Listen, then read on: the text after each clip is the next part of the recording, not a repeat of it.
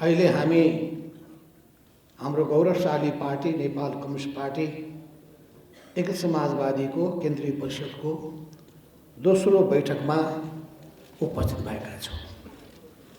सर्वप्रथम यस बैठकमा उपस्थित सम्पूर्ण कमरेडहरूलाई हार्दिक स्वागत तथा अभिवादन गर्दछु।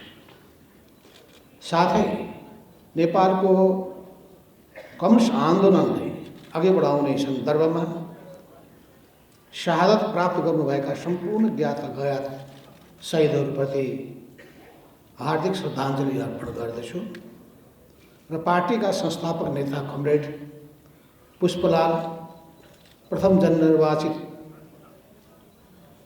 कम्युनिस्ट प्रधानमन्त्री कर्णेल मनमोहन अधिकारी र जननेता कर्णेल मदन भण्डारी लगायत सबै अग्रज नेताहरूप्रति हार्दिक सम्मान व्यक्त गर्दछु। यसबीच पार्टीको अन्तरिम विधान 2078 संशोधन गर्नुपर्ने आवश्यकता महसुस गर्दै पार्टीको केन्द्रीय सचिवालय र केन्द्रीय कमिटीको बैठकले पार्टीको अन्तरिम विधानलाई प्रक्रियागत र विधिसम्मत ढङ्गले संशोधन गर्ने निर्णय गरेको छ। उक्त निर्णयपछि पार्टी विधान संशोधनका लागि प्रस्तावित मस्यौदा विधान सबै प्रदेश तथा जिल्ला पार्टी कमिटीहरूसम्म छलफलका लागि हामीले पठाएका, त्यसमा प्राप्त सुझावहरू समावेश गरी पार्टी विधान संशोधनका लागि केन्द्रीय परिषदको यो बैठकमा छलफलका लागि प्रस्तुत गर्न गइरहेका छौँ। प्रिय कमरेडहरू, यसअघि 2079 असार 13 र 14 गतेमा केन्द्रीय परिषदको पहिलो बैठक आयोजना भएको थियो। हामीले यसबीचमा पार्टीका केन्द्रीय कमिटीका विभिन्न बैठकहरू र पहिलो केन्द्रीय परिषदको बैठकमा प्रस्तुत गरेका प्रतिवेदनहरूमा नेपाली क्रान्तिसँग सम्बन्धित हाम्रो दृष्टिकोण, मार्गदर्शक सिद्धान्त, क्रान्तिको लक्ष्य, पार्टीको अधिकतम तथा न्यूनतम कार्यक्रम, राजनीतिक कार्यदिशा, नेपाली समाजको वर्तमान स्वरूप, वर्ग बनौट, वर्गीय संरचना, आधारभूत अन्तर्विरोध र प्रधानतन्त्र विरोध, प्रमुख प्रतिद्वन्दिता, क्रान्तिको वर्तमान चरण, यस चरणमा अवलम्बन गरिने पार्टीको कार्यक्रम, पार्टीको कार्यक्रमिक लक्ष्य प्राप्तिका लागि अवलम्बन गरिने कार्यनीति, रणनीति, संयुक्त मोर्चा, कार्यगत एकता लगायत पार्टीको सङ्गठनात्मक सिद्धान्त र सङ्गठनात्मक कार्यदिशालाई प्रष्ट पारेका छौँ। अब आयोजना हुने पार्टीको 10औं राष्ट्रिय महाधिवेशनमा पार्टीको समग्र दृष्टिकोणहरू सहितका दस्तावेजहरूमाथि छलफल गरिनेछ र पारित गरिनेछ। यस बैठकमा हामीले पार्टीको विधानसँग सम्बन्धित विषयहरू, पार्टीको सङ्गठनात्मक संरचना, यसमा पदाधिकारीहरूको व्यवस्था तथा सङ्ख्या, पार्टीको सदस्यता, संस्था प्रदान गरिने विधि र प्रक्रिया आदि विषयहरू प्रस्तुत गरिनेछ। पार्टीको विधानसँग सम्बन्धित यिनै विषयहरूमा केन्द्रित भएर हामी यो बैठकमा व्यापक छलफल गर्नेछौँ। प्राप्त सुझावहरूलाई ग्रहण गरी पार्टी विधानलाई समृद्ध बनाउनेछौँ, यसलाई पारित गरी कार्यान्वयनमा लानेछौँ र पार्टीको राष्ट्रिय महाधिवेशन समक्ष अनुमोदनका लागि प्रस्तुत गर्नेछौँ।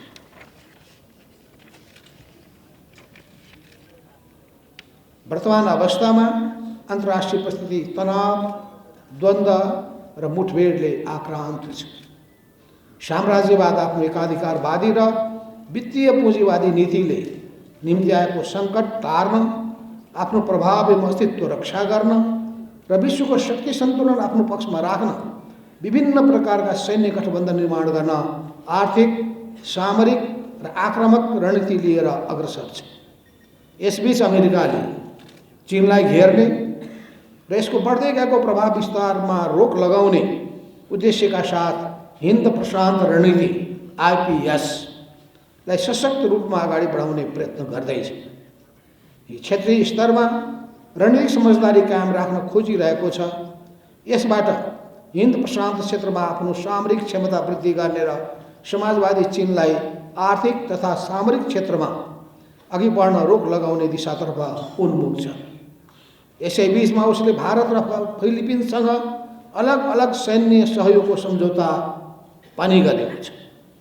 भारत र अमेरिका बीच सैन्य, प्रविधि, व्यापार र प्रशासनसँग सम्बन्धित विषयहरूमा गम्भीर प्रकृतिका सम्झौता भएका छन्। यसले भारत र अमेरिका बीचको सम्बन्ध मात्र होइन, एसिया प्रशान्त क्षेत्र र सिङ्गो विश्व राजनीतिमा विभिन्न समस्या पैदा गर्ने सम्भावना छ। अहिले साम्राज्यवादको अर्को ध्यान नाटोको सदस्य राष्ट्रको सङ्ख्या विस्तार गर्ने र यसको सामरिक क्षमता वृद्धि गर्ने कुरामा पनि केन्द्रित छ। आफ्नो प्रभुत्वलाई कायम राख्न अमेरिका, बेलायत, अस्ट्रेलिया, क्यानाडा र न्युजिल्यान्ड बीच साझा जासुसी सङ्गठनको प्रयत्न सुरु भएको छ। यसबीच युक्रेन रुस युद्ध अझ गम्भीर मोडमा आइपुगेको छ। रुसको प्रभाव क्षेत्र र क्षमता कमजोर पार्ने पश्चिमा शक्तिहरू लागि परेका छन्। कतिपय युरोपेली राष्ट्रहरू आफै पनि युक्रेन युद्धमा संलग्न हुँदै गइरहेका छन्।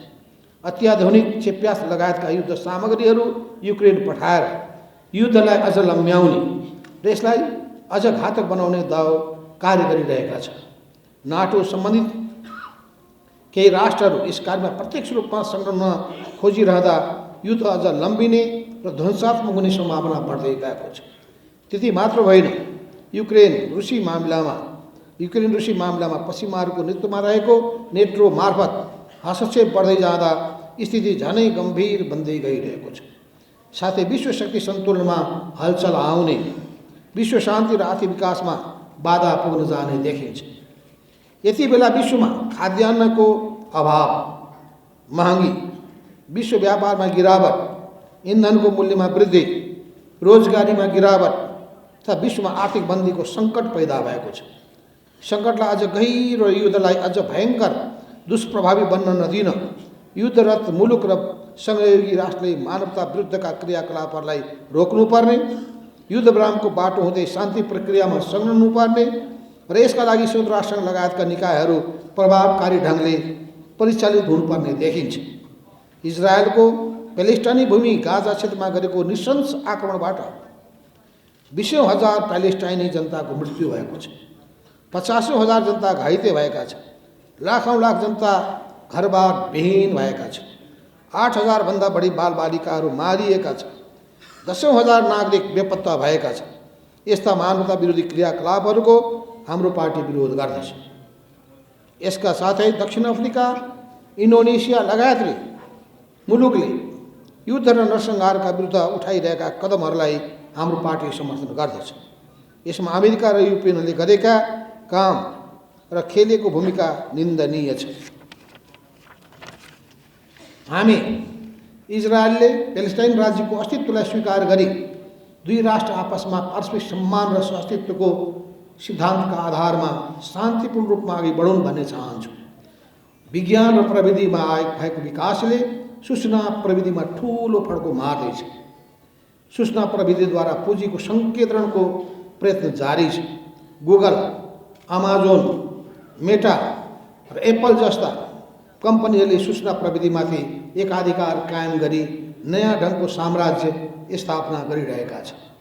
यसबाट रोजगारको क्षेत्रमा, राजनीतिक विचारधाराको क्षेत्रमा र लोकतन्त्रको क्षेत्रमा नयाँ नयाँ प्रभावहरू देखा पर्न थालेको छ। यिनीहरूलाई साम्राज्यवादको पक्षमा र विभिन्न देशहरूमाथि निगरानी बढाउन प्रयोग गर्ने काम भएको छ। पुँजीवादभित्र विश्वव्यापी रूपमा चरम सङ्कट पैदा भएको यस अवस्थामा वित्तीय तथा एकाधिकार पुँजीवाद र यसका दलालहरूले श्रमजीवी जनतामाथिको शोषण र दमन झनै चर्को बनाउँदै लगिरहेका छन्। यसको मारमा प्रत्येक मुलुकभित्रका घरेलु कामदार मात्रै होइन, बहुसङ्ख्यक अप्रवासी श्रमिकहरू पनि परेका छन्। यति बेला बेलायतमा मात्रै 5 लाखभन्दा बढी श्रमिकहरूले पुँजीवादले खर्च कटौतीका नाममा आफूमाथि थोपरेको सङ्कटका विरुद्ध प्रदर्शन गरेका छन्। फ्रान्समा पनि ठुल्ठुला विरोध प्रदर्शनहरू भएका छन्। यसका साथै अन्तर्राष्ट्रिय स्तरमा मुद्रा अपचलन तथा गैर ब्याङ्किङ प्रणालीमा मुद्रा कारोबार र विप्रेषण गर्ने गिरोहहरू, तस्कर, हात हतियार तथा लागु औषधि कारोबार गर्ने अपराधीहरू, मानव बेचबिखन गर्ने दलालहरूले गैर कानुनी सञ्जालहरू बनाएका छन्। हाम्रो जस्तो कमजोर अर्थतन्त्र भएको मुलुकमा यस्ता गतिविधिले आर्थिक सङ्कट बढाउन बल पुर्याएका छन्। चीनले साम्राज्यवादी तथा पुँजीवादी शक्ति राष्ट्रको हस्तक्षेपकारी नीतिको विरोध गर्दै आफ्नै विशिष्टतामा समाजवाद निर्माणको कार्यलाई निरन्तरता दिइरहेको छ। राष्ट्रपति सी जिनपिङको नेतृत्वमा चीनले अर्थव्यवस्थालाई अझ सुदृढ बनाउने नयाँ खम्बाको रूपमा एडभान्स स्मार्ट एन्ड ग्रीन इन्डस्ट्रिजको विकास गरी आफ्नो अर्थतन्त्रलाई अझ सुदृढ र जनमुखी बनाउने प्रयत्न गरिरहेको छ। विश्व शक्ति सन्तुलनमा नयाँ गति दिने प्रयत्नमा चीनले विकासशील राष्ट्रहरूसँग बहुपक्षीय र द्विपक्षीय सहयोग वृद्धि गर्न built and road initiative BRI जस्तो अन्तर्राष्ट्रिय आर्थिक सहयोग र समझदारीको कार्यक्रमलाई अघि बढाएको छ। यसका साथै Asia infrastructure investment bank, global investment initiative र ग्लोबल सिभिलाइजेसन इनिसिएटिभ आदि जस्ता अन्तर्राष्ट्रिय आर्थिक सहयोग र समझदारी कार्यक्रमहरू अघि बढाएको छ। अमेरिकी प्रभाव क्षेत्र मानिएको ल्याटिन अमेरिकी मुलुकहरूमा एकपछि अर्को गर्दै समाजवादी कार्य साङ्गालेका वामपन्थी पार्टीहरूको नेतृत्वमा सरकार बनेका छन्। नवउदारवाद र वित्तीय पुँजीवादको शोषण र चेपुवामा परेका ल्याटिन अमेरिकी जनताले त्यहाँ वाम आन्दोलनलाई अभूतपूर्व रूपमा अगाडि बढाउँदै त्यसमाथि विश्वास र भरोसा प्रकट गरेका छन्। ल्याटिन अमेरिकामा आएको वाम तथा वाम समाजवादी आन्दोलनको लहरले विश्वव्यापी रूपमा नयाँ उमङ्ग छाएको छ र विश्वभरिका श्रमजीवी जनतालाई आशा र उत्साह बढाएको छ। यसका साथै पेरुमा साम्राज्यवादको प्रत्यक्ष संलग्नतामा कु गरिएको छ र तीव्र दमनका बावजुद यहाँ श्रमजीवी वर्गको प्रदर्शन र विरोध जारी छ। हाइटीमा गृहयुद्धको अवस्था विद्यमान छ। अर्जेन्टिनामा घोर दक्षिणपन्थी राष्ट्रपति निर्वाचित भएका छन्। ब्राजिलमा पनि वाम सरकार विरुद्ध साम्राज्यवादको प्रत्यक्ष निर्देशन र सहयोगमा अवरोध खडा गर्ने प्रयत्न जारी छ।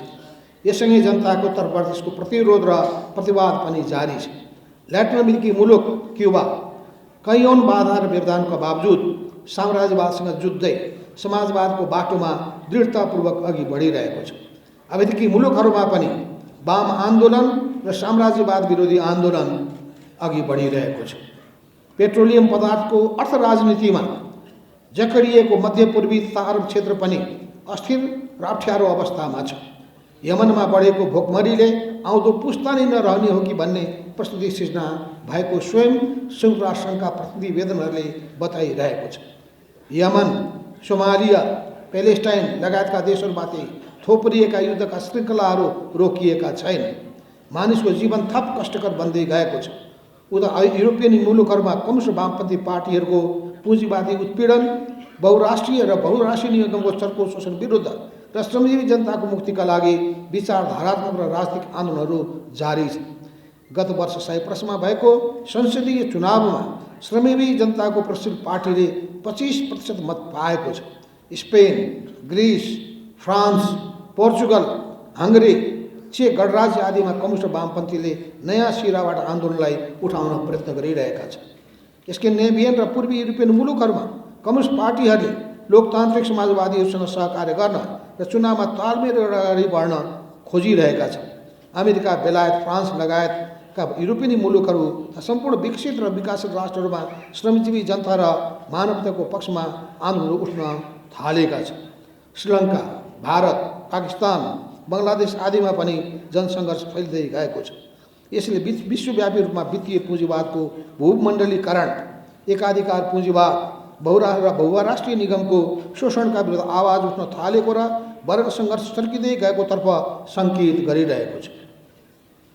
मानव अधिकार, लैङ्गिक समानता, जातीय समानता, जलवायु परिवर्तन र अप्रवासन र अप्रवासी श्रमजीवीको हक अधिकार, त्यहाँभित्रको ऐक्यबद्धता आदि विषयहरू पनि माहरूमा पनि जागरण पैदा भएको छ।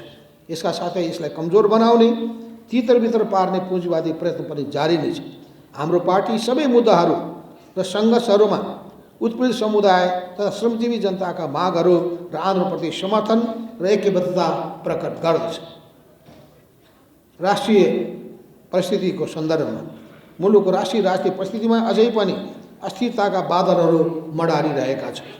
यसबीच आम निर्वाचन 2079 को परिणामले निर्माण गरेको राजनीतिक शक्ति सन्दर्भमा खासै परिवर्तन भएको छैन। अहिले पनि संसदमा तिनै 12वटा राजनीतिक दलहरू नै कायम छन्। राजनीतिक शक्ति सन्तुलन र संसदमा रहेका दलहरू बीचको समीकरण र सरकारको स्वरूप भने केही बदलिएको छ। आम निर्वाचन 2079 पछि नेकपा माओवादी केन्द्रका अध्यक्ष पुष्पकमल दाहाल प्रचण्डको नेतृत्वमा नेकपा एमाले, नेकपा माओवादी केन्द्र, रासपा, राप्रपा लगायतका दलहरू सम्मिलित गठबन्धनको सरकारमा थिए। उक्त गठबन्धन बदलिएको छ र नेकपा माओवादी केन्द्रका अध्यक्ष पुष्पकमल दाहाल प्रचण्डकै नेतृत्वमा नेपाली कांग्रेस, नेकपा माओवादी केन्द्र, नेकपा एकीकृत समाजवादी, जसपा, लोसपा, जनमत र नागरिक उन्मुक्ति पार्टी सम्मिलित 7 दलीय गठबन्धनको सरकार कायम छ। यस सरकारले जनपक्षीय काम गर्ने प्रयत्न गरिरहेको छ। मुलुकमा कोभिडको प्रकोपपछि प्रकट भएको आर्थिक सङ्कट र मन्दी अहिलेसम्म पनि कायमै छ। यसमा केही सुधार भए पनि उठेको राजस्वले चालु खर्च धान्न धौधौ परिरहेको छ।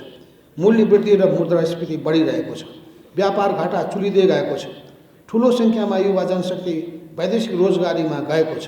रेमिट्यान्सले देशलाई अर्थतन्त्रलाई टेवा दिइरहेको अवस्था छ। आयात प्रतिस्पर्धापन र निर्यात प्रवर्धन गर्ने भनिए पनि त्यसअनुसारको काम हुन सकेको छैन। कृषि क्षेत्रमा लगायत धेरै क्षेत्रमा परनिर्भरता कायमै छ। लाखौँको सङ्ख्यामा रहेको भूमिहीन र गरिब किसान तथा अव्यवस्थित बसोबासीहरूले वर्षौँदेखि भोगचलन गर्दै आएको जमिनमाथिको स्वामित्व प्राप्त गर्ने र उत्पादनको न्यायोचित वितरण गर्ने काम अहिलेसम्म पनि हुन सकेको छैन। विगत 7 दशकदेखि उठिरहेको क्रान्तिकारी भूविस्तारको मुद्दा अहिलेसम्म पनि कानुनको दिशामा अघि बढ्न सकेको छैन। सामाजिक भेदभावको अन्त्य र सामाजिक न्यायको विषय अहिले पनि जनसरकारको चर्को मुद्दा बनेको छ। नेपाली जनतामाथि शोषण पीडनको नयाँ रूप मिटर ब्याजी शोषण चरम बनेको छ। यसबीच भ्रष्टाचार, कमिसन तन्त्र र तस्करीका अनेकौं काण्डहरू उदाङ्गिएका छन्। सरकारले भ्रष्टाचारीहरूलाई कारबाही गर्ने प्रयास गरिरहेको छ। आर्थिक क्षेत्रको सुधार र भ्रष्टाचार नियन्त्रण एवं सुशासनका निम्ति अझै प्रभावकारी कार्य गर्नुपर्ने आवश्यकता छ। मुलुकको वर्तमान अवस्थामा जनताको निराशा, प्रतिरोध र आक्रोशको भावनालाई उपयोग गर्दै प्रतिगमनकारी तथा गमनकारीहरूबाट विद्यमान व्यवस्था परिवर्तनको नाउँमा विभिन्न गतिविधिहरू सञ्चालन गरी राजनीतिक अस्थिरता पैदा गर्ने र सामाजिक सद्भाव खडबलाउने कोसिस भइरहेको छ। यस्तो अवस्थामा वर्तमान वाम लोकतान्त्रिक शक्तिको सरकारका सामु निश्चित दायित्वहरू छन्। खास गरी गठबन्धनका दलहरूबीच छलफल गरेर तयार पारिएका न्यूनतम साझा कार्यक्रममा समावेश गरिएका विषयहरू संविधानको रक्षा र आवश्यकताअनुसार परिमार्जन एवं विकास गर्ने, सङ्घीय लोकतान्त्रिक गणतन्त्रको सुदृढीकरण गर्ने, देशको अर्थतन्त्र सुदृढ गर्न नीतिगत एवं संरचनागत सुधार गर्ने, उत्पादनमुखी अर्थतन्त्र निर्माण र आपूर्ति व्यवस्थामा सुधार गर्ने, राष्ट्रिय उत्पादनमा वृद्धि र रोजगारी सृजना गर्ने, गुणस्तरीय सेवा प्रवाह गर्ने, भ्रष्टाचार नियन्त्रण र सुशासनको प्रत्याभूति दिने, विदेश सांसद सम्झौताका बाँकी काम र विभिन्न पक्षहरूसँग भएका सहमतिहरूको कार्यान्वयन गर्ने, समाजमा विद्यमान वर्गीय, जातीय, क्षेत्रीय, लैङ्गिक, भाषिक, आर्थिक, राजनीतिक, सामाजिक तथा सांस्कृतिक आदि सबै प्रकारका विभेदहरूको अन्त्य गर्न निरन्तर प्रयास गर्ने, जलवायु परिवर्तनले उत्पन्न गरेको जोखिम न्यूनीकरण गरी पर्यावरणीय सन्तुलन कायम गर्न पहल गर्ने, राष्ट्रिय हितको रक्षा र स्वतन्त्र एवं समृद्ध परराष्ट्र नीति अवलम्बन गर्ने आदि कार्यहरू नै वर्तमान सरकारका मुख्य दायित्वहरू हुन्। वर्तमान सरकार उपयुक्त दायित्व पूरा गर्न अझ गम्भीरता र तदारुकताका साथ लाग्न आवश्यक छ। यति बेला हाम्रो पार्टी मुलुकमा तिनै तहको सरकारमा एक वा अर्को ढङ्गले संलग्न छ। हाम्रो पार्टी सरकार सञ्चालनको क्षेत्रबाट राष्ट्रियता, लोकतन्त्र, जनजीविका, सुशासन, मानवाधिकार र सामाजिक न्यायको पक्षमा प्रभावकारी ढङ्गले काम हुनुपर्दछ भन्ने कुरामा विशेष जोड दिन चाहन्छ। विभिन्न स्थानीय तहमा पनि हाम्रो पार्टीका प्रतिनिधिहरू निर्वाचित भएका छन् र कतिपय स्थानमा नेतृत्वदारी अवस्थामा समेत छन्। सङ्घीय संसद र सबै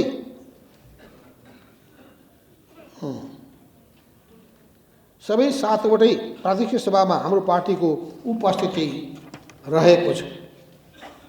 हाम्रो पार्टी प्रतिनिधिले जहाँ स्थानीय सरकार नेतृत्व गरिरहेका छन् त्यहाँ राष्ट्र जनताको हितको पक्षमा रचनात्मक ढङ्गले कार्य सम्पादन गरी नमुना प्रस्तुत गर्नुपर्दछ।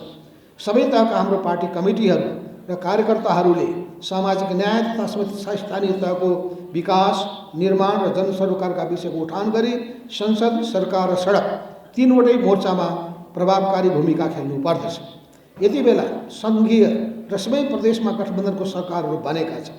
गठबन्धनका दलहरू बीचमा आपसी समझदारीका साथ काम हुनुपर्दछ भन्नेमा पार्टीले जोड दिन चाहन्छ।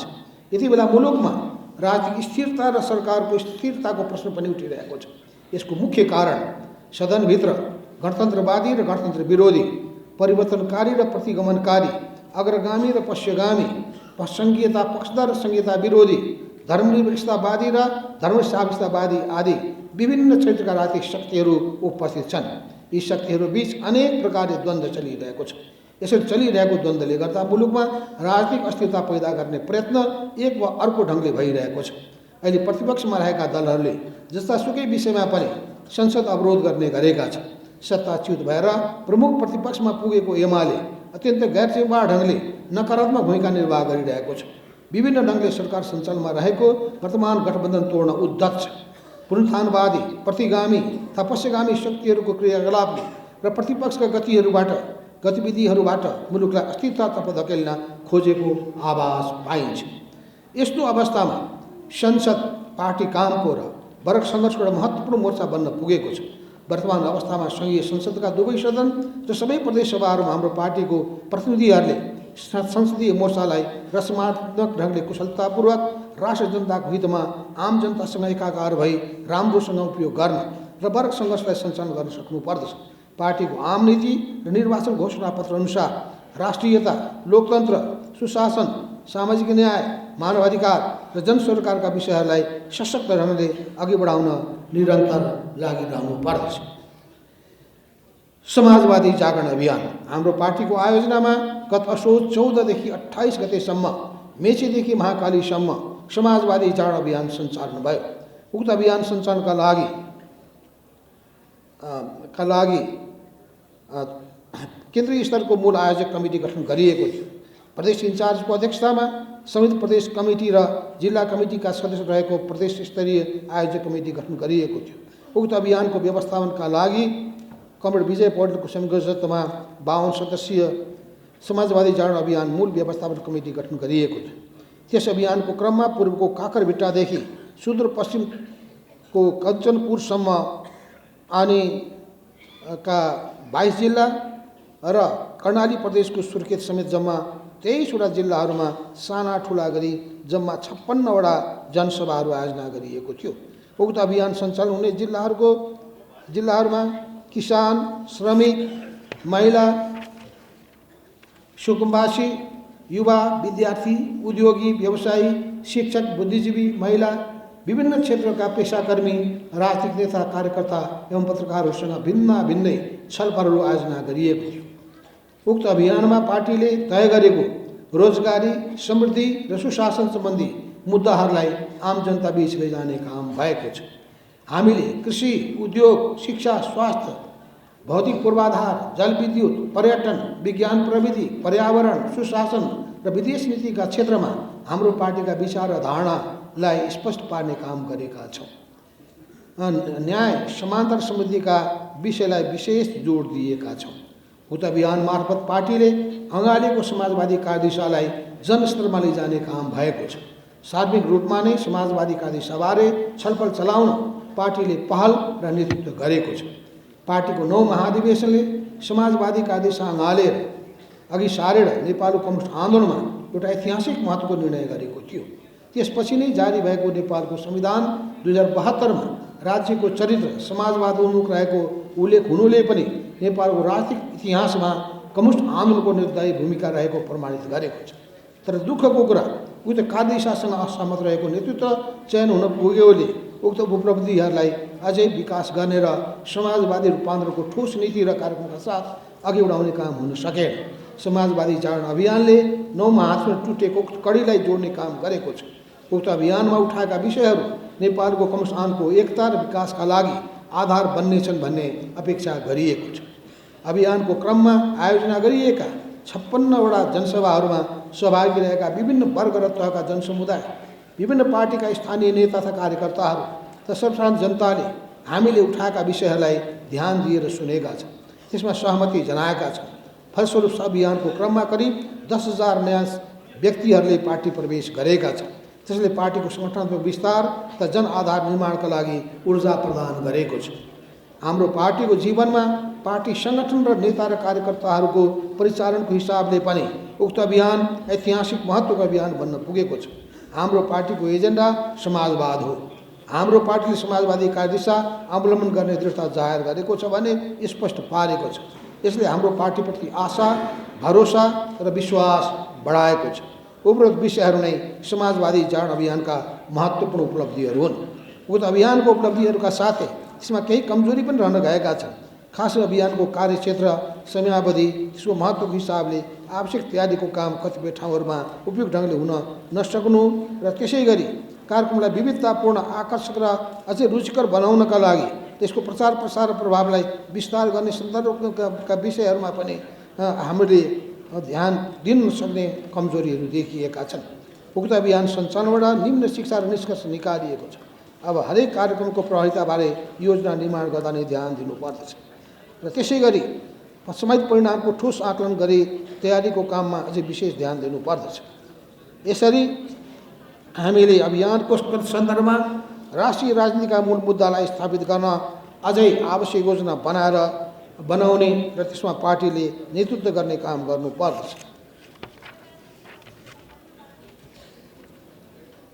हाम्रो पार्टीले अझै हाम्रो पार्टीको राजनीतिक दिशाअनुसार उठाएका सामाजिक आर्थिक रूपान्तरणको मुद्दालाई विस्तृत रूपमा व्याख्या गर्दै नेपाली राजनीतिको दिशाबोध गर्ने र वाम अनुकूलित गर्ने नेताको रूपमा पार्टीलाई स्थापित गर्न विशेष ध्यान दिनुपर्दछ।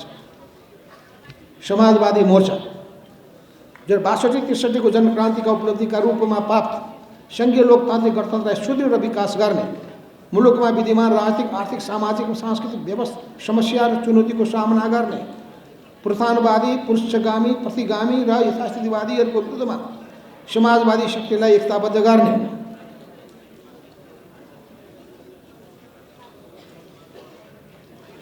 डिस्टर्ब हो क्या?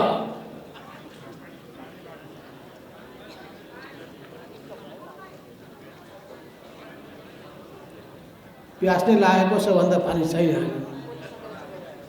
होइन भने एकछिनपछि पानी बाँड्नुहोस् न है।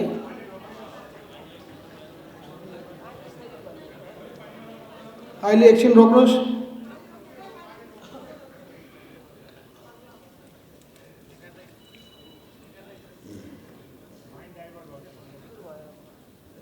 समाजवादी मोर्चा 62-63 को जनक्रान्तिका उपलब्धिका रूपमा प्राप्त सङ्घीय लोकतान्त्रिक गणतन्त्रलाई सुदृढ विकास गर्ने, मुलुकमा विद्यमान राजनीतिक, आर्थिक, सामाजिक र सांस्कृतिक समस्या र चुनौतीहरूको सामना गर्ने, पुनरुत्थानवादी, पश्चिमगामी, प्रतिगामी र यथार्थवादीहरूको विरुद्धमा समाजवादी शक्तिलाई एकताबद्ध गर्ने र मुलुकको सामाजिक आर्थिक विकास, सामाजिक सुरक्षा, सुशासन र सामाजिक न्याय सहितको अग्रगामी रूपान्तरणको प्रक्रियाद्वारा नेपाली विशेषताको समाजवाद निर्माण गर्ने सङ्कल्पका साथ 2080 असार 4 गते समाजवादी मोर्चा नेपालको गठन भएको थियो। यस मोर्चामा नेपाल कम्युनिस्ट पार्टी माओवादी केन्द्र, नेपाल कम्युनिस्ट पार्टी समाजवादी, जनता समाजवादी पार्टी नेपाल र नेपाल कम्युनिस्ट पार्टी समेत 4 दलहरू सम्बद्ध रहेका हुन्। यस मोर्चाले 15 बुँदे उद्देश्य तथा नीतिगत प्रतिबद्धताहरू अघि सार्दै मोर्चाको नीतिगत निर्णय गर्न सदस्य दलको अध्यक्षसहित तोकिएको प्रतिनिधिहरू रहने गरी एक केन्द्रीय संयोजन समिति गठन गरेको छ र त्यसै गरी यसको सचिवालय पनि गठन गरेको छ। यसले आफ्नो अवधारणा पत्र र उद्देश्यलाई समर्थन गर्ने, राजनीतिक दलहरूलाई मोर्चामा सामेल गर्ने र आवश्यकताअनुसार प्रदेश र स्थानीय तहसम्म आफ्नो सङ्गठन विस्तार गर्ने गरी मोर्चाको सङ्गठनात्मक संरचना र कार्यविधि अघि सारेको छ। यस मोर्चाले अहिलेसम्म 7वटै प्रदेशमा सार्वजनिक रूपमा संयुक्त भेलाहरूको आयोजना गरी प्रदेश स्तरीय संयोजन समिति गठन गरेको छ। विभिन्न जिल्लाहरूमा पनि जिल्ला स्तरीय संयोजन समितिहरू गठन हुँदै गएका छन्। हामीले पार्टी गठनको घोषणा गरेदेखि निरन्तर अहिलेसम्म नेपालको विभाजित कम्युनिस्ट आन्दोलनलाई एकताबद्ध गर्ने मान्यता अघि सार्दै आएका छौँ। पार्टी निर्माणको क्रममा अहिलेसम्म कतिपय साना घटकहरूलाई पार्टीमा एकताबद्ध पनि गरेका छौँ। अहिले पनि कम्युनिस्ट क्रान्तिकारीहरू विशेष गरी समाजवादको पक्षमा र समाजवादी कार्यशैली अवलम्बन गर्ने कम्युनिस्टहरूको बिचमा एकता हुनुपर्दछ भन्ने विषयमा जोड दिइरहेका पनि छौँ। तर पनि तत्काल कम्युनिस्ट पार्टीहरूको बिचमा पार्टी एकता गर्ने विषयले सार्थकता पाउन सकेको छैन। यस्तो अवस्थामा लोकतान्त्रिक गणतन्त्रलाई सुदृढ विकास गर्ने, समाजवादको पक्षमा रहेका मुलुकको वर्तमान संविधानलाई रक्षा विकास समृद्ध गर्ने,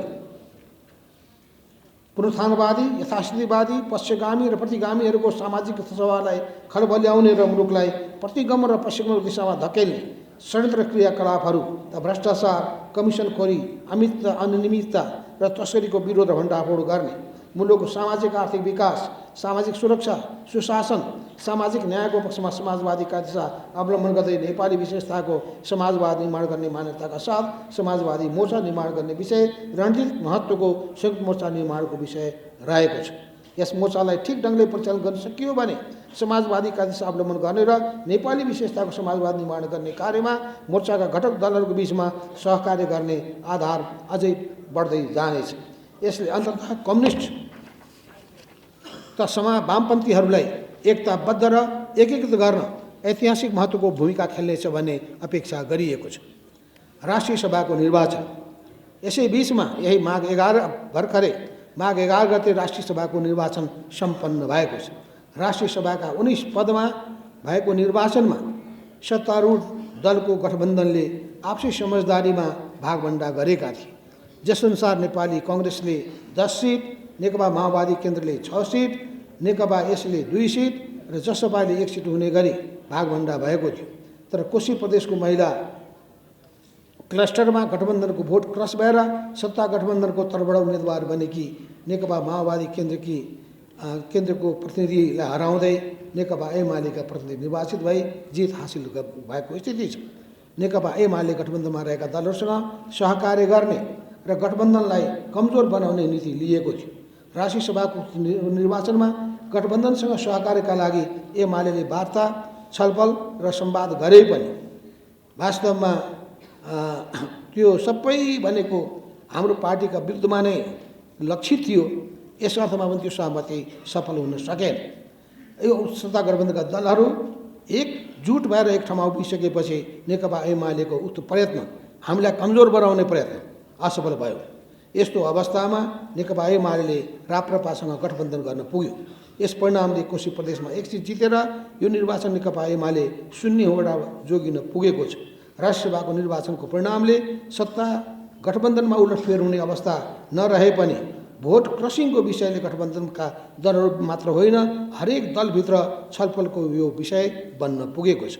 यसपटकको राष्ट्रिय सभाको निर्वाचनको परिणामले राष्ट्रिय सभाको राजनीतिक शक्ति सन्तुलनमा हेरफेर ल्याएको छ। यसपटक राष्ट्रिय सभामा सबैभन्दा ठुलो दल नेकपा माओवादी केन्द्र बन्न पुगेको छ। यसअघि सबभन्दा ठुलो दलको रूपमा रहेको नेकपा एमाले पहिलो दलबाट तेस्रो दलमा झरेको छ। नेपाली कांग्रेस दोस्रो ठुलो दल बन्न पुगेको छ भने हाम्रो पार्टी नेकपा एकीकृत समाजवादी चौथो र जसपा 5औं स्थानमा रहेको छ।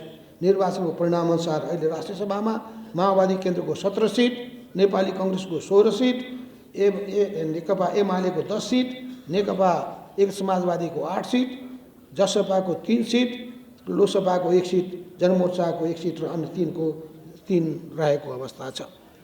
पार्टीको 10औं राष्ट्रिय महाधिवेशन, पार्टी केन्द्रीय कमिटीको 6औं बैठकले 2080 साल माघ 14-18 मा पार्टीको 10औं राष्ट्रिय महासभा आयोजना गर्ने निर्णय गरेको थियो। तर यसबीच जिल्ला कमिटीहरूबाट पार्टी संस्था नवीकरणको लगत नआइसकेको गत मङ्सिर 17 गतेको भूकम्पले कर्णाली प्रदेशमा ठुलो धनजनको क्षति पुर्याएको, त्यसले पार्टी पङ्क्तिलाई प्रभावित पारेको, यही माघ 11 गते राष्ट्रिय सभाको निर्वाचन तोकिएको र पार्टीको राष्ट्रिय महाधिवेशन अघि नै पार्टीको विधान संशोधन गर्न आवश्यक भएको आदि कारणले तोकिएको मितिमा महाधिवेशनको तयारी गर्न नसकिने भएकोले पार्टीको 10औं राष्ट्रिय महाधिवेशन 2081 साल जेठ महिनाको 3 देखि 7 गतेसम्म काठमाडौँमा आयोजना गर्ने निर्णय भएको छ। उक्त महाधिवेशनमा 4वटा दस्तावेजहरू, राजनीतिक प्रतिवेदन, पार्टीको कार्यक्रम, समाज सङ्गठन प्रस्ताव र विधान प्रस्तुत गर्ने निर्णय भएको छ। यसका साथसाथै समसामयिक सवालहरूमा प्रस्तावहरू पनि प्रस्तुत गरिनेछ। उक्त दस्तावेजहरू तयार गर्न पार्टी अध्यक्ष कर्ण माधव कुमार नेपालको संयोजक अध्यक्षतामा 27 सदस्यीय दस्तावेज मस्यौदा कमिटी गठन गरिएको छ। उक्त दस्तावेज मस्यौदा कमिटीले दस्तावेज तयार गरेपछि पार्टीव्यापी छलफलका लागि पार्टीको केन्द्रीय कमिटी र त्यस मातहतका कमिटीहरूमा पठाइनेछ। पार्टीको केन्द्रीय निकाय, विभाग र मातहत सञ्चालित सम्पर्क कमिटीदेखि लिएर जनवर्गीय कमिटीमा पनि पार्टीव्यापी छलफलका लागि पठाइनेछ। यसका साथसाथै सम्बन्धित विज्ञ र विषयविज्ञ र बुद्धिजीवीको भेला समेत आयोजना गरिने, छलफल गरिने, रचनात्मक सुझाव र टिप्पणीहरू ग्रहण गरिनेछ। यसरी गरिएको छलफलपछि महाधिवेशन पूर्व प्राप्त भएका रचनात्मक सुझाव तथा टिप्पणीहरूलाई उपयुक्त ढङ्गले सम्बोधन गरी दस्तावेजलाई समृद्ध बनाइनेछ। यसरी तयार गरिएका दस्तावेजहरू महाधिवेशनमा छलफलका लागि प्रस्तुत गरिनेछ र महाधिवेशन पारित गरी कार्यान्वयनमा लगिनेछ। पार्टीको अन्तरिम विधान 2078 को संशोधनको सम्बन्धमा हाम्रो गौरवशाली पार्टी नेपाल कम्युनिस्ट पार्टी एकीकृत समाजवादी विद्रोहको प्रक्रियाबाट निर्वाचन आयोगमा 2078 साल भाद्र 9 गते दर्ता गर्दा हामीले पार्टीको अन्तरिम विधान पनि दर्ता गरेका थियौँ। यसबीच पार्टी निर्माण तथा परिचालन गर्ने सन्दर्भमा अघि सारिएको पार्टीको उक्त अन्तरिम विधान 2078 संशोधन गर्नुपर्ने आवश्यकता महसुस भयो। त्यसका लागि पार्टीको अन्तरिम विधान 78 को धारा 74 को विधान संशोधन प्रस्तावको प्रावधानको आधारमा पार्टीको केन्द्रीय सचिवालयमा पार्टीको अन्तरिम विधान संशोधन गर्ने विषयमा व्यापक छलफल भयो।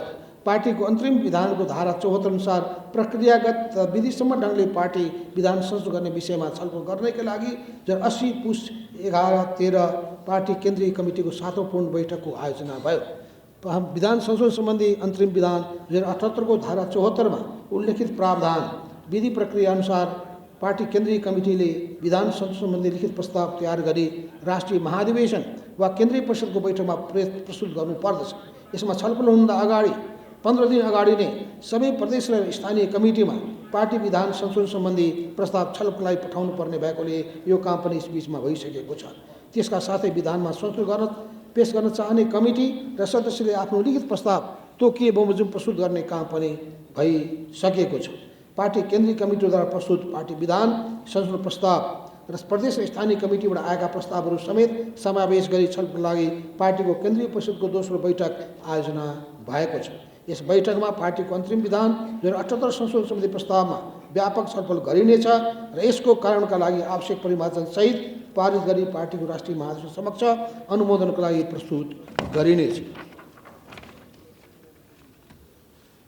प्रिय कमरेडहरू, आजको हाम्रो एउटा महत्त्वपूर्ण कार्यभार नेपाली कम्युनिस्ट आन्दोलनको रक्षा र विकास गर्नुपर्ने हो।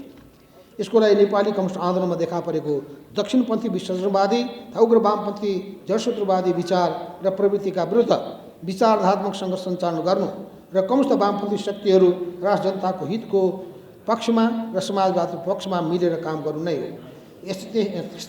त्यसैले यति बेला दार्शनिक, सैद्धान्तिक र वैचारिक क्षेत्रमा अध्ययन र प्रशिक्षण सञ्चालन गर्न जोड दिनुपर्दछ।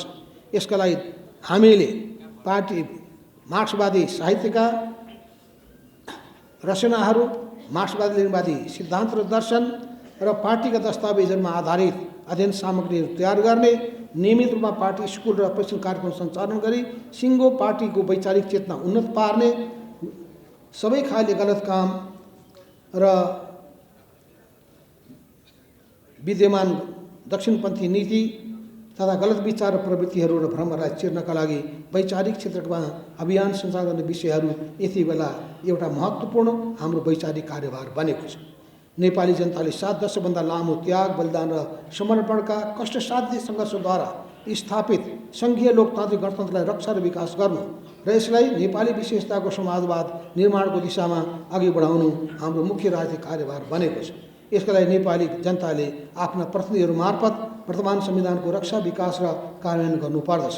मुलुकमा व्याप्त भ्रष्टाचार, तस्करी, अनियमितता, राष्ट्र जनताको हित विपरीतका क्रियाकलापहरूदेखि लिएर राजनीतिक पदहरूको खरिद बिक्री जस्ता विकृति र विसङ्गतिका कारण आम रूपमा राजनीति र राजनीतिक नेताहरूप्रति घृणा, वितृष्णा, विकर्षण फैल्दै गएको छ। त्यसैले यति बेला भ्रष्टाचार, तस्करी, कुशासन, अनियमितता, दलाली, कमिसन तन्त्र जस्ता अनेकौं विकृति र विसङ्गतिका विरुद्ध राजनीतिक जागरण अभियान सञ्चालन गर्नुपर्छ।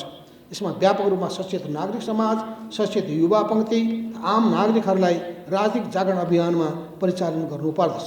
पार्टीको सबै निर्धारित तहहरूमा युवा पङ्क्तिलाई भर्ती गरी विभिन्न तहको जिम्मेवारी प्रदान गरी योजनाबद्ध ढङ्गले युवा नेतृत्व विकास गर्ने काम गर्नुपर्दछ। मुलुकको वर्तमान विशिष्ट अवस्थामा वाम लोकतान्त्रिक गठबन्धन कायम गरी मुलुकको राजनीतिक स्थिरता दिने राष्ट्रिय जनताको हितमा अघि बढाउने कोसिस भइरहेको छ। यस गठबन्धनलाई वर्तमान प्रतिनिधि सभाको पूर्ण कार्यकालसम्म कायम राख्न सहमति र सहकार्यको आधारमा सङ्घीय, प्रदेश र स्थानीय तीनै तहको सरकार सञ्चालन गरी राष्ट्र जनताको हित तथा समाजवादका आधारहरू खडा गर्ने दिशामा अघि बढ्नुपर्दछ। यसका साथै वामपन्थी शक्तिहरूबीच सहकार्यको भावना विकास गर्ने, वामपन्थी शक्तिहरूलाई एकताबद्ध बनाउने र विभिन्न ढङ्गले मोर्चा निर्माण गरी पार्टी एकताका आधारहरू तयार गर्ने अर्को महत्त्वपूर्ण राजनीतिक कार्यभारलाई पनि अघि बढाउनु पर्दछ। मुलुकको राष्ट्रिय राजनीतिमा निर्दलीय र निर्कोष तन्त्रको अन्त्यपछि बहुदलीय राजनीतिक प्रणालीको अभ्यास भएको 3 दशक नागिसकेको छ।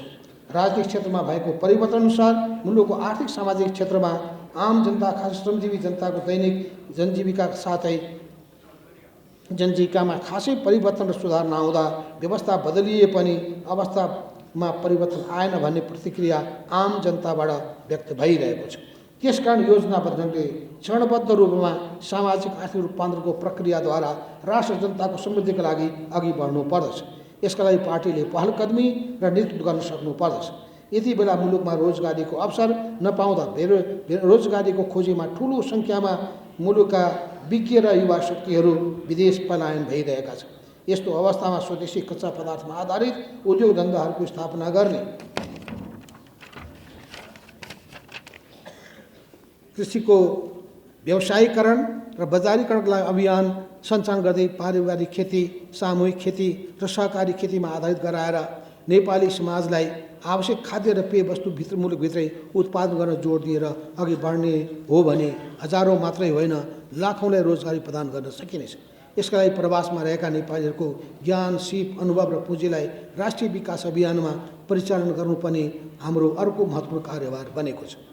राष्ट्र विरोधी, जनविरोधी, लोकतन्त्र विरोधी क्रियाकलापहरू तथा भ्रष्टाचार, तस्करी, अनियमितता, सामाजिक भेदभाव, जाति विभेद, छुवाछुत, अन्धविश्वास र कुरीतिहरू, महिला हिंसाका विरुद्ध जनचेतना फैलाउने काममा पार्टीले अगुवाई गर्ने र सामाजिक चेतना अभिवृद्धि गर्न विभिन्न ढङ्गले लाग्ने तथा जलवायु परिवर्तन, वातावरणीय प्रदूषण, सामाजिक न्याय र मानव अधिकार सम्बन्धी मुद्दाहरूमा जनताको चेतना अभिवृद्धि गर्ने अभियान सञ्चालन गर्ने र प्राकृतिक प्रकोप तथा विपद जोखिम न्यूनीकरणमा जोड दिँदै विपदमा परेका जनतालाई राहत सहयोग गर्ने अभियान सञ्चालन गर्ने आदि विषयहरू सामाजिक आन्दोलन सम्बन्धी अर्को महत्त्वपूर्ण कार्यभार रहेको छ। यो पनि त्यतिकै जरुरी र महत्त्वको विषय बनेको छ। हामी पार्टी निर्माण र विस्तारको क्रममा छौँ।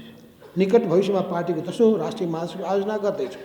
महाधिवेशन पूर्व पार्टीको सदस्यता नवीकरण गर्ने, नयाँ पङ्क्तिलाई पार्टी सत्ता प्रदान गरी पार्टी सदस्य सङ्ख्या वृद्धि गर्ने, पार्टी केन्द्रीय कमिटीको मार्फतका विभिन्न तहका पार्टी कमिटीहरू पुनर्गठन गर्ने, पार्टी कमिटी गठन गर्न बाँकी रहेका पालिका र वडाहरूमा पार्टी कमिटी गठन र विस्तार गर्ने र सम्पूर्ण पार्टी सदस्यहरू तथा पार्टी कमिटीहरूको अभिलेख दुरुस्त राख्ने कार्यलाई अघि बढाउनु पर्दछ। पार्टी महाधिवेशन अघि पार्टी र जनसङ्घका विभिन्न तहका महाधिवेशन सम्पन्न गर्ने काममा लाग्नु पर्दछ। हामी आगामी माघ 25 देखि चैत 25 गतेसम्म पार्टी विस्तार तथा शुद्धिकरण अभियान सञ्चालन गर्दैछौँ। त्यसका साथै पार्टी सम्बद्ध विभिन्न जनमुखी सङ्गठनहरू, पेशागत र सामुदायिक सङ्गठनहरू, सम्पर्क मञ्च र प्रवासी सङ्गठनहरू निर्माण र विस्तारको कार्य पनि अघि बढाइरहेका छौँ। पार्टी निर्माण र परिचालन गर्दा कुनै पनि पार्टी सदस्यहरू जिम्मेवारीविहीन नरहुन् र कुनै पनि पार्टी कमिटीमा परिभाषित काम बिनाको सदस्य नरहुन् भनी ध्यान दिनु जरुरी छ। यसको साथै हरेक कमिटीका नेता र खास सदस्यले तोकिए बमोजिमको जिम्मेवारी पुरा गरेका छन् कि छैन भन्ने कुराको लेखाजोखा र मूल्याङ्कन हुनुपर्दछ। कामको मूल्याङ्कनको आधारमा नै सम्बन्धित सदस्यहरूको पदोन्नति गर्ने, राम्रो काम गर्नेलाई पुरस्कृत गर्ने र राम्रो काम नगर्नेलाई या खराब काम गर्नेलाई दण्डित गर्ने परिपाटी बसाल्ने, पार्टीका अभिलेखहरू व्यवस्थित रूपमा राख्ने, अनुगमन प्रणालीलाई स्थापित गर्ने र पार्टी कार्यकर्ताको मूल्याङ्कन गर्ने विधि र प्रक्रियालाई अवलम्बन गर्नुपर्दछ। पार्टी निर्माण तथा परिचालन गर्न आर्थिक पक्षको पनि त्यतिकै महत्त्वपूर्ण भूमिका रहेको हुन्छ। हाम्रो पार्टी जन आधारित कार्यकर्ता पार्टी। त्यसैले पार्टी सञ्चालनको मूल आधार भनेको पार्टी कार्यकर्ता तथा सदस्यबाट प्राप्त हुने स्वैच्छिक लेबी, सहयोग र सत्ता शुल्कलाई नियमित गर्नु हो। यसका लागि सिङ्गो पार्टी पङ्क्ति अनुशासित हुनुपर्दछ र पार्टीको लेबी तथा सत्ता शुल्क तिर्ने विषयलाई पार्टीको आर्थिक नियम र अनुशासनको रूपमा लिनुपर्दछ। सबै तहका पार्टी कमिटीहरूले आर्थिक हिसाब किताबलाई दुरुस्त राख्ने, वार्षिक आय व्ययको अभिलेख राख्ने र त्यसलाई लेखा परीक्षण गर्ने नियम बसाल्नु पर्दछ। हरेक वर्षको लेखा परीक्षण प्रतिवेदन माथिल्लो कमिटीलाई बुझाउने नियम बनाउनु पर्दछ। यी कामलाई अझ व्यवस्थित ढङ्गले सञ्चालन गर्न पार्टीलाई व्यापक जनताबीच आधारित बनाउने र जन आधारित कार्यकर्ता पार्टी निर्माण गर्ने, पार्टीका हरेक कार्यक्रम गतिविधिहरू मितव्ययी ढङ्गले सञ्चालन गर्ने, पार्टीका नेता र कार्यकर्ताहरूलाई उत्पादनमा आयुध बनाउने, हरेक नेता कार्यकर्तालाई सादा जीवन र उच्च विचारको कार्यशैली अपनाउन लगाउने र उक्त अभियानमा पार्टीका नेता कार्यकर्ता तथा सिङ्गो पार्टीको पङ्क्ति परिचालित गर्ने कार्यहरू नै यति बेला हाम्रो साङ्गठनिक कार्यभारहरू हुन्। पार्टीको प्रचार प्रसार कार्य हामीले अहिलेसम्म पनि अपेक्षाकृत रूपले पार्टीको प्रचार प्रसार कार्यलाई प्रभावकारी रूपले अघि बढाउन सकिरहेका छैनौँ। त्यसका लागि हामीले व्यवस्थित, संस्थागत र प्रभावकारी ढङ्गले लाग्नुपर्ने आवश्यकता छ। समाजवाद निर्माणका लागि समाजवादी जनमत निर्माण गर्नुपर्दछ। जनमत बनाउने महत्त्वपूर्ण साधन भनेको आधुनिक प्रचार र सञ्चारका माध्यम टेलिभिजन, रेडियो, पत्र पत्रिका र सामाजिक सञ्जालको सशक्त ढङ्गले परिचालन गर्नु नै हो। त्यसलाई प्रभावकारी ढङ्गले परिचालन नगरे हाम्रो विद्रोह र पार्टी निर्माणको पक्षमा, पार्टी र समाजवादको पक्षमा प्रचार प्रसार प्रभावकारी बन्न सक्दैन। यसका साथै हामीले पार्टीको राजनीतिक मुखपत्र नियमित रूपमा प्रकाश गर्ने कामलाई पनि ध्यान दिनु जरुरी छ। पार्टीका दस्तावेजहरू, पार्टीका निर्देशनहरू, अन्तर पार्टी निर्देशन पार्टी कार्यकर्ताको हातमा पुर्याउन जरुरी छ। पार्टीको मुखपत्र, पार्टी प्रकाशनहरू नियमित प्रकाश र प्रचार प्रसारले पार्टीको कार्यकर्ताका सैद्धान्तिक, राजनीतिक र वैचारिक धरातललाई माथि उठाउने एक सशक्त माध्यम र औजार हुन्। त्यसलाई प्रभावकारी ढङ्गले अघि बढाएर नै पार्टी नेतृत्व र पार्टी कार्यकर्ताको मनोभावना, आत्मबल र चेतनास्तरलाई माथि उठाउन सकिनेछ। त्यसैले आम जनतालाई पार्टीको वरिपरि गोलबन्द गर्न सकिनेछ। हाम्रो पार्टी नेकपा एकीकृत समाजवादीको गठनले सिङ्गो नेपाली कम्युनिस्ट आन्दोलन र लोकतान्त्रिक आन्दोलनमा सैद्धान्तिक, राजनीतिक र विचारात्मक सङ्घर्ष तीव्र बनाएको छ। यति बेला हामीले कम्युनिस्ट आन्दोलनलाई अघि बढाउने विषयमा, संविधान र लोकतन्त्रको रक्षा र विकास गर्ने विषयमा, राष्ट्रिय हित र सार्वभौमिकताको रक्षा र प्रबन्धन गर्ने विषयमा, राजनीतिक, वैचारिक, सैद्धान्तिक चुनौतीहरूलाई सामना गर्ने विषयमा र राज्य र समाजको पुनर्गठन गर्ने र देशको सामाजिक, आर्थिक, सांस्कृतिक रूपान्तरण र निर्माणको अभियानमा हामीले पहिलेभन्दा कयौँ गुणा बढी सैद्धान्तिक र विचारात्मक सङ्घर्षलाई तीव्र बनाउनु पर्ने आवश्यकता छ। त्यसैले यस अवस्थामा हाम्रो पार्टी सैद्धान्तिक, वैचारिक, भौतिक सबै हिसाबले चुस्त, दुरुस्त र तयार रहनु पर्दछ।